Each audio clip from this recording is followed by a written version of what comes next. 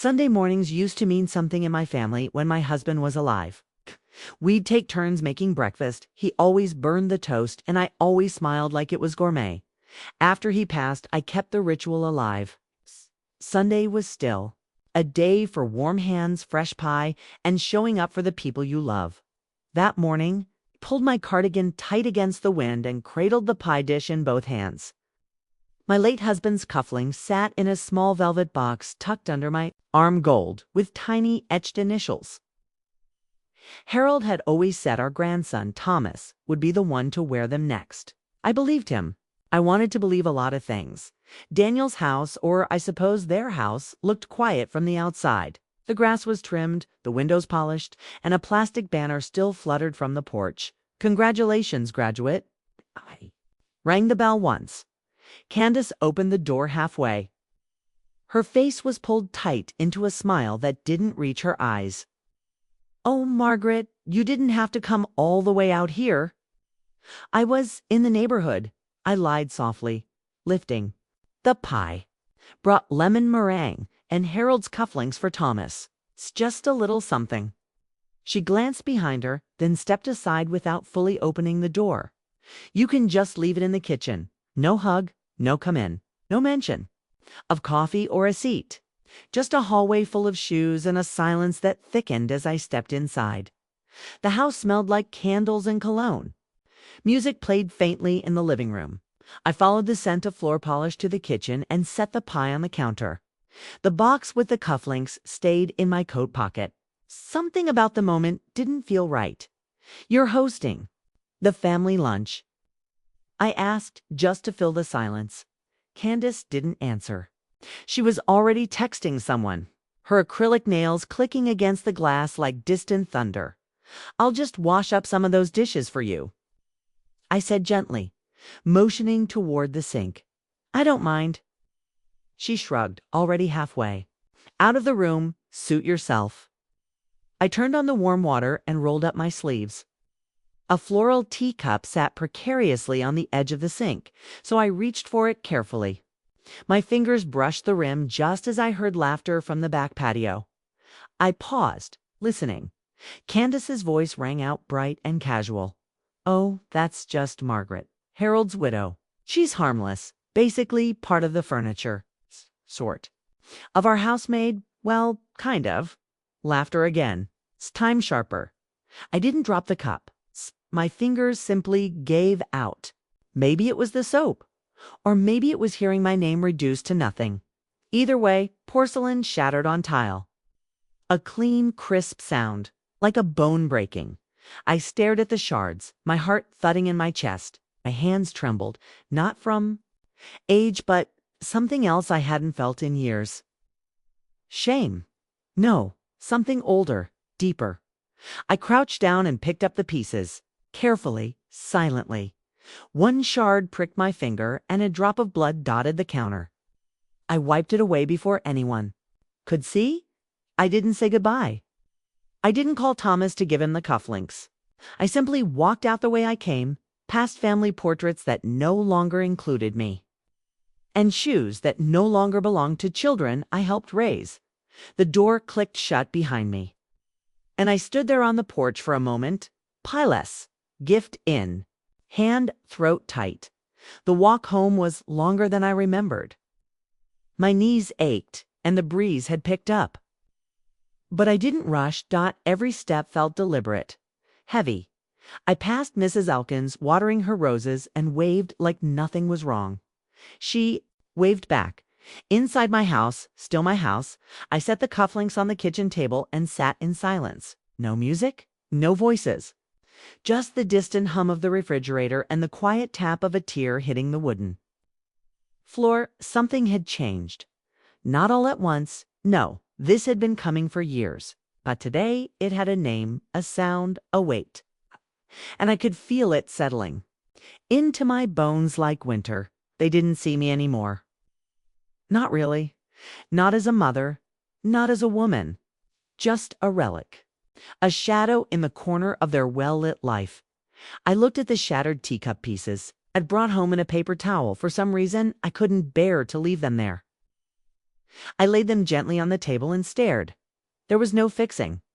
No glue would make it whole. And yet I didn't throw it away. Not yet. I used to be the one who planned the dinners.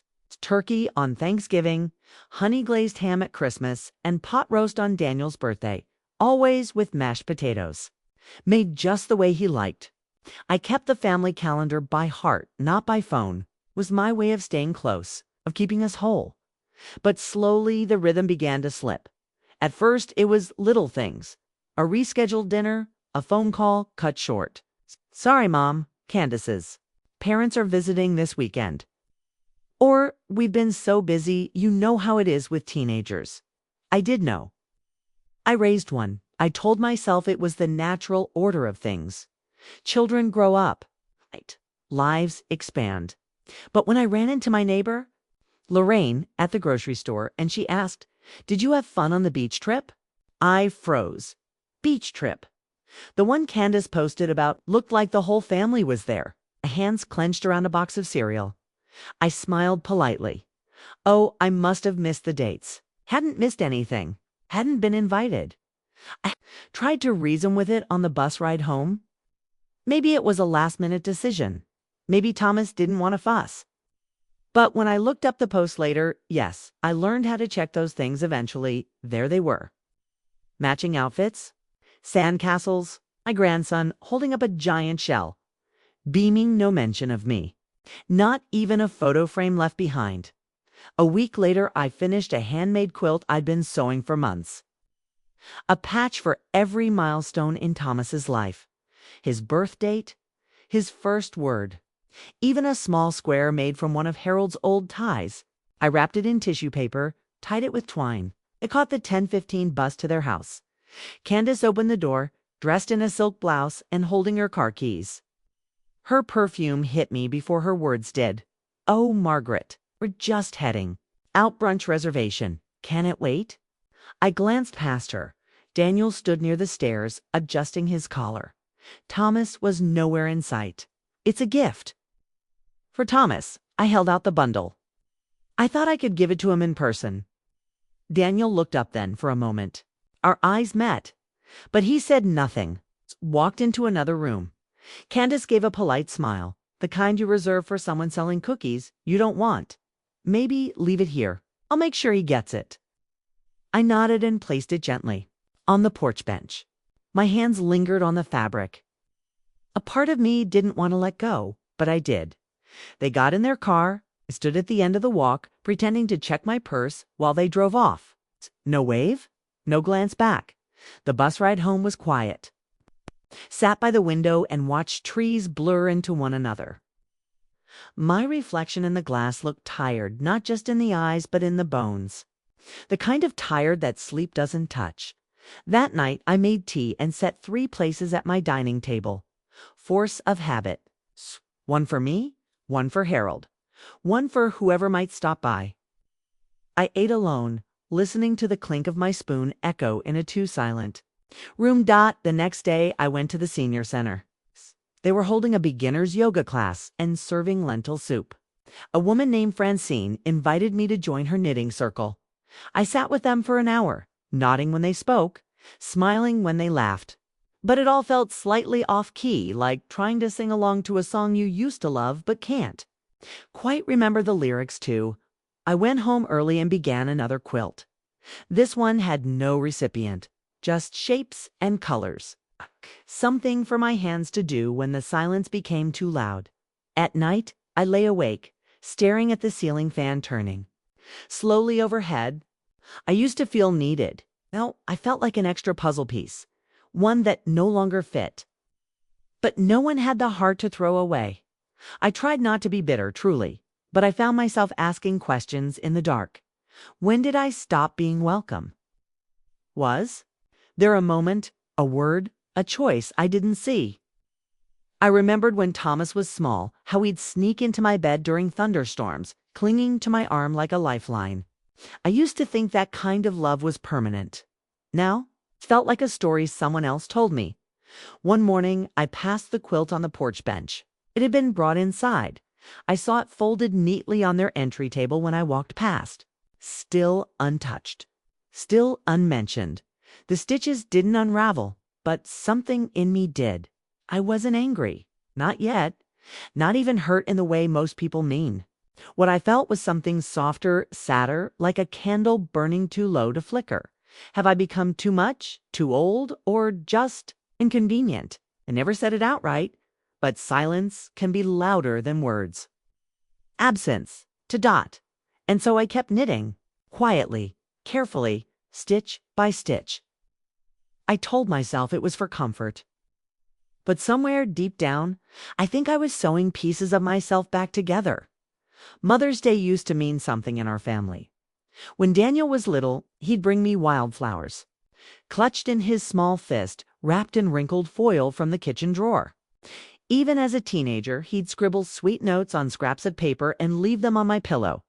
Those memories still lived inside me, soft and sacred.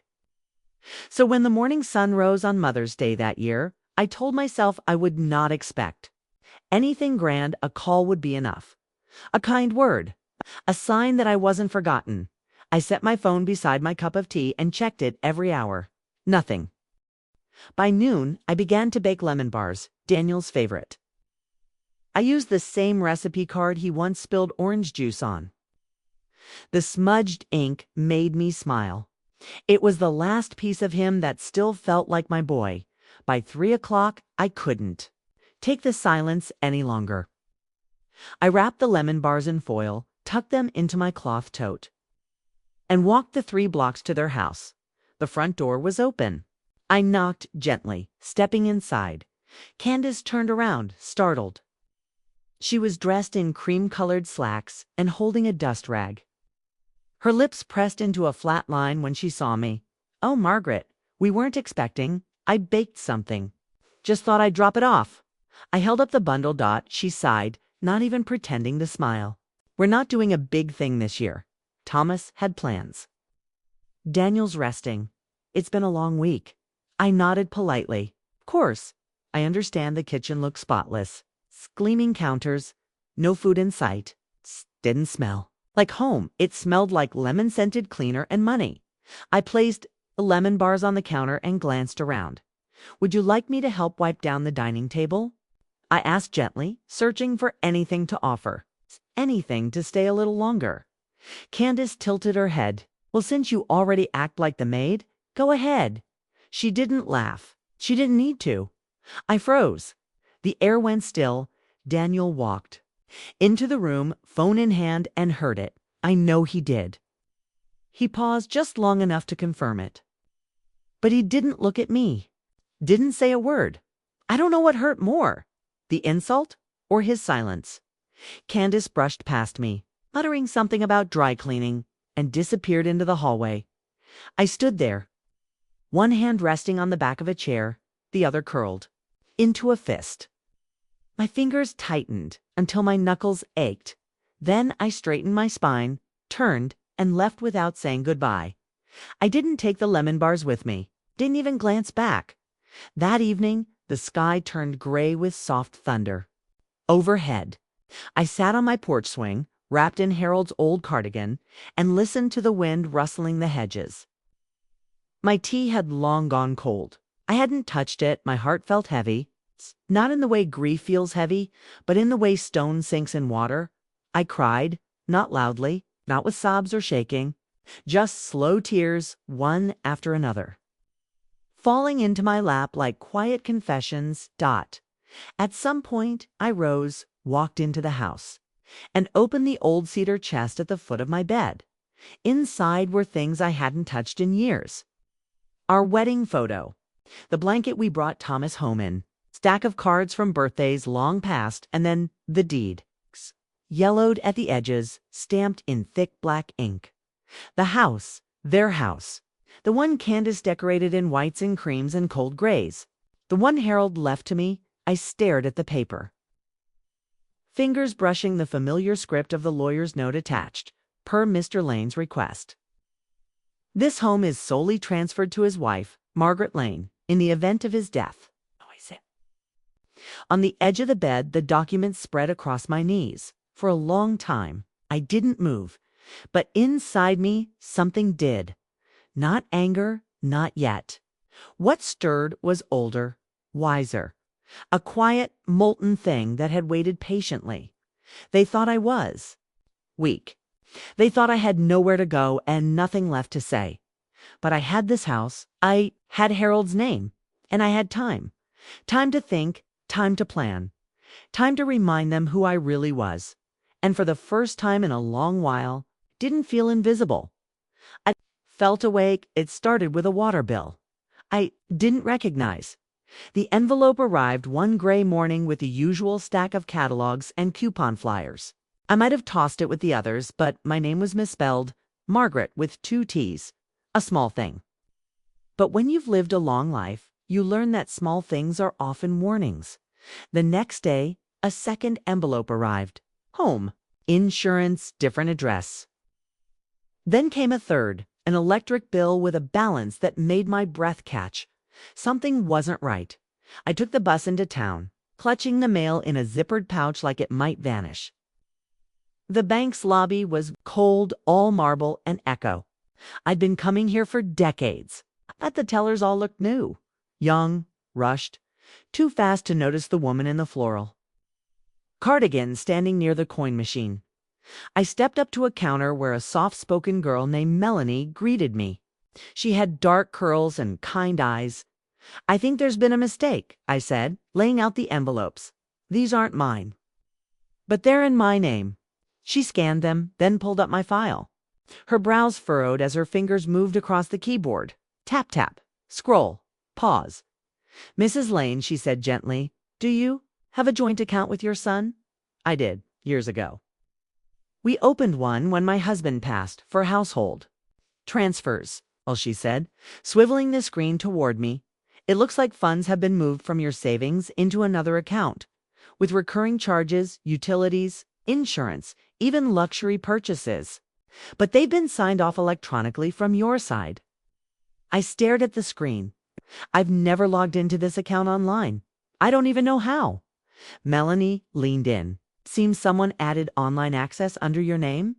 Last fall with permission from the secondary holder, Daniel."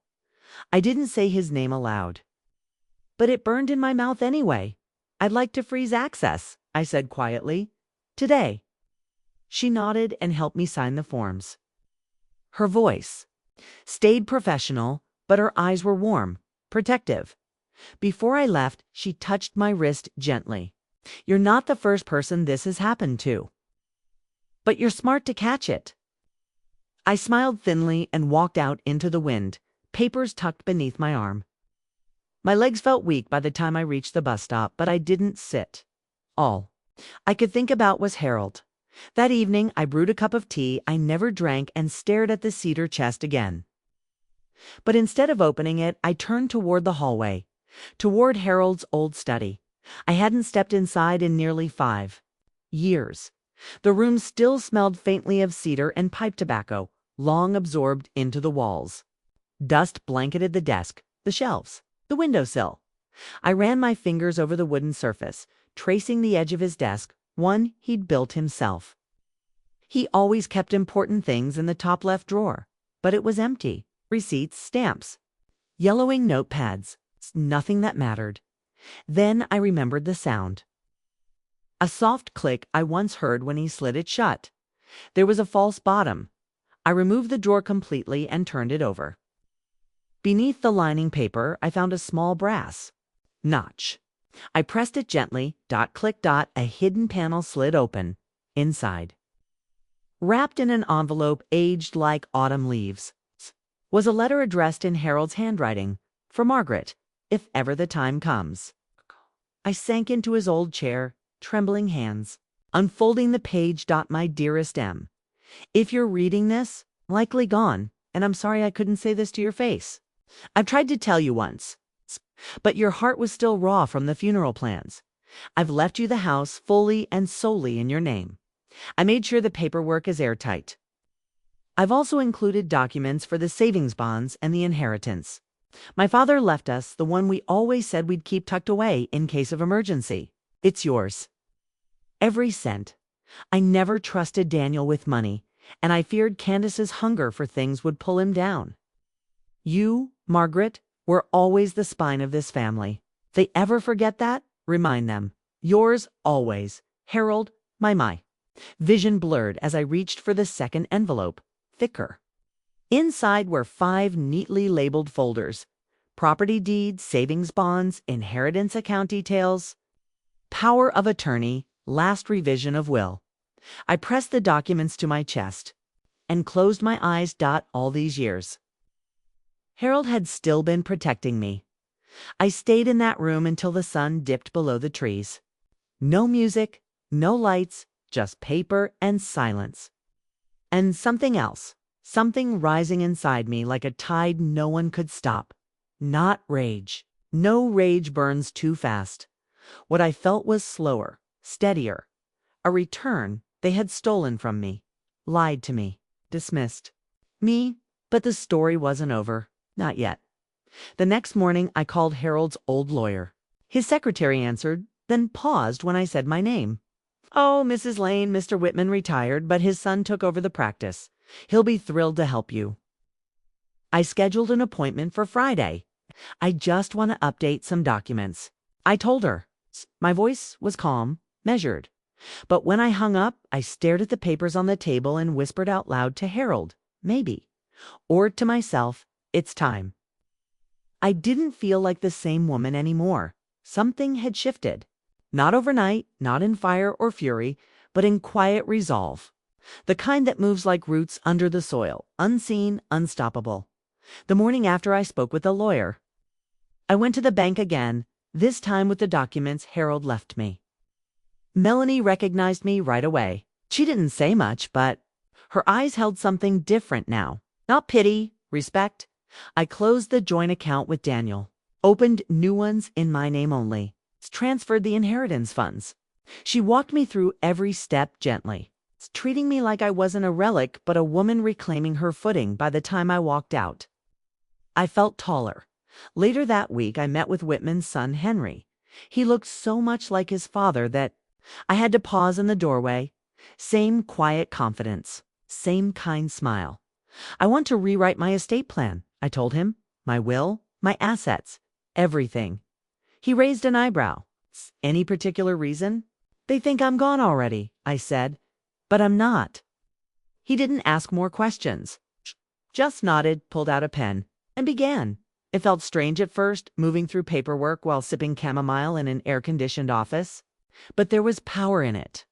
Every signature was a step away from the past they thought they'd buried me in. 2 days later, I called a realtor. Candace and Daniel had left for a weekend spa retreat.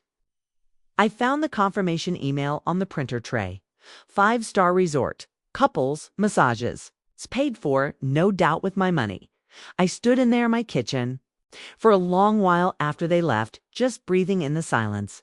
Then I walked through the house, room by room. Not as a mother or a guest, but as the rightful owner in the den. I took down the framed wedding photo. The edges had begun to yellow, but Harold's smile hadn't faded. I wrapped it in linen and placed it in a padded tote. From the hallway closet, I removed his old guitar, the one he'd strummed during power outages, playing the same 3 songs he never learned fully. I held it to my chest. Still smelled like him. The silver candlesticks from our anniversary. The patchwork quilt I'd made for Thomas but never saw in his room. The photo albums tucked behind a row of cookbooks no one opened. One by one, I gathered pieces of my life that they had pretended weren't mine. By evening, I had 2 large boxes packed the next morning. I rented a small storage unit 2 towns over, clean, climate-controlled. I labeled everything neatly, made a logbook, and left it under my mattress. It wasn't bitterness guiding me. Not anymore. It was clarity. I didn't slam doors. I didn't yell. Didn't cry. I simply remembered who I was. The realtor arrived that afternoon. Her name was Joy, mid-50s. No nonsense, but kind. She walked through the house with a practiced eye, noting every upgrade Candace had insisted on. The imported backsplash, the open shelving, the minimalist fixtures. "It's a gorgeous property," she said. "You'll get more than you. Think for it." I nodded. List it discreetly. No sign out front. I'll handle the closing details through the attorney. She glanced at me, pen hovering above her clipboard. Forgive me, but are you sure you want to do this? It looks like your family lives here. They do, I said, meeting her gaze. But they forgot whose name is on the deed. Joy gave a low whistle. Well, that's one way to reclaim a narrative. I smiled for the first time in weeks. Not wide, not forced. But real. They wanted a maid, I said as I walked her to the door. They'll need one when the bills come. After she left, I sat on the porch and watched the sun sink behind the neighbors' rooftops. I ran my fingers over the smooth wood of the armrest, the one Harold had sanded down every summer. He would have been proud. Not because of the revenge, he was never spiteful, but because I finally stood up for myself. Candace always prided herself on creating a showroom home, but she never understood its foundation. The hours of work, the history, the love built into every corner. She redecorated, yes, but I remembered who built it and I was ready to take it back. They came back on a Sunday. How fitting. I was already awake, sitting by the window with a cup of chamomile, watching the early sun bleed through the clouds. There was a strange kind of stillness in the house, as if it knew something was about to change. The car pulled into the driveway around 10:30 a.m. Daniel stepped out first, then Candace, both in matching athleisure sets and oversized sunglasses. They looked refreshed, tan, relaxed. It was almost a shame. I watched from the armchair as they walked toward the door. Candace was mid-laugh about something when she froze. There, taped neatly to the front door, was a notice. Sale in process. Do not remove their laughter, cut off like a needle dragged across vinyl within seconds. The front door flung open. Mother. Daniel's voice thundered through the hallway. What the hell is this? I rose slowly, like I had all the time in the world. I met him in the kitchen, where Candace was already pacing like a trapped animal. You're selling the house. She spat. Are you out of your mind? I didn't speak right away. I took my time, walked to the counter, opened a drawer, took out the manila envelope I had prepared the night before. When I turned to Daniel, I handed it to him with both hands. He opened it, eyebrows furrowing as he scanned the papers. The deed, the letter from Harold's lawyer, the updated estate, documents, the account statements with his electronic signature. He went pale.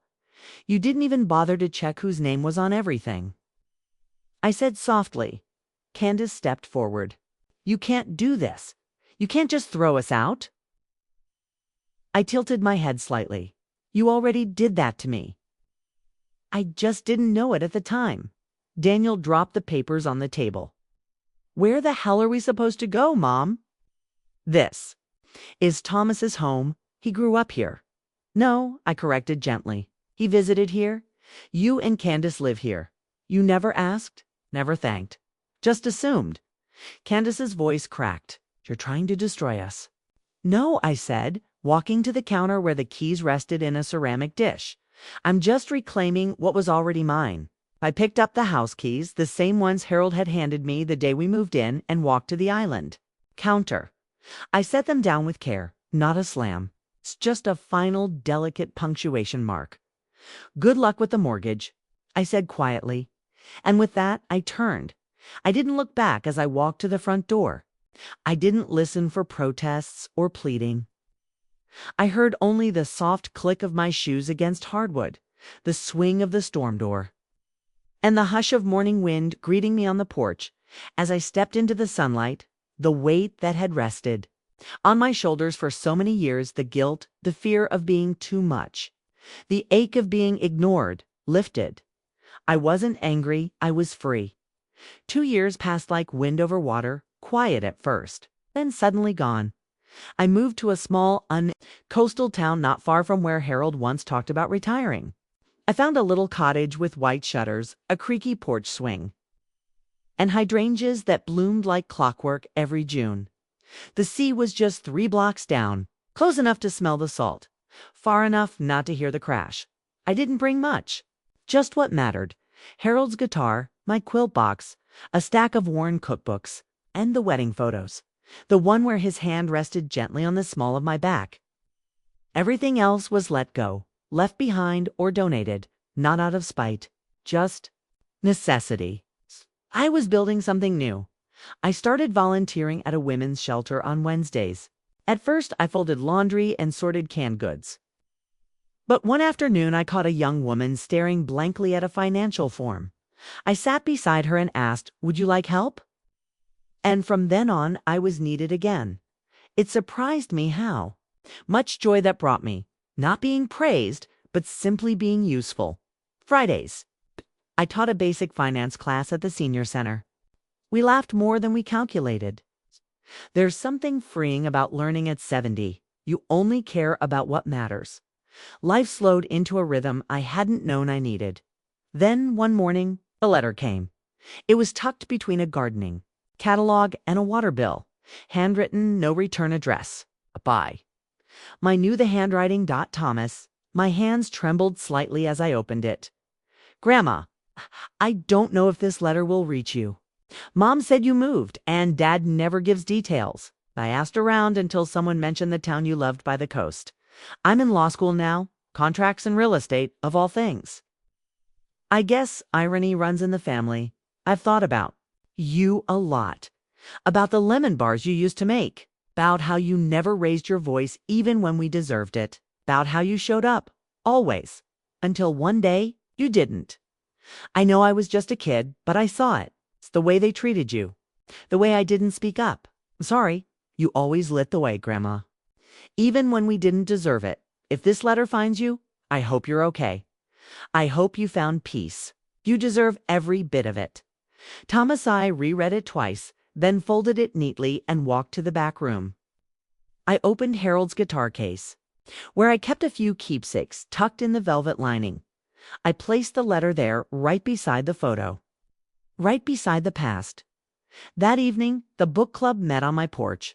We discussed a story about a woman who moves to the countryside to start over. I didn't tell them mine sounded familiar. The sun dipped low, casting gold across the worn porch railings. I passed around tea in mismatched cups. Laughter floated through the hydrangeas. Cicadas buzzed like background music, and through it all, the porch light stayed on just in case someone needed to find their way home. I didn't smile because I'd won. I smiled because I finally chose myself. If you've ever felt overlooked, used, or forgotten by the people you loved most, I hope Margaret's story gave you the strength to reclaim your worth. Let us know in the comments if you've ever had to quietly fight for your dignity, and where are you listening from today? Your country below. If this story touched your heart, please like this video, subscribe to our channel, and ring the bell so you never miss another powerful story of courage, justice, and healing.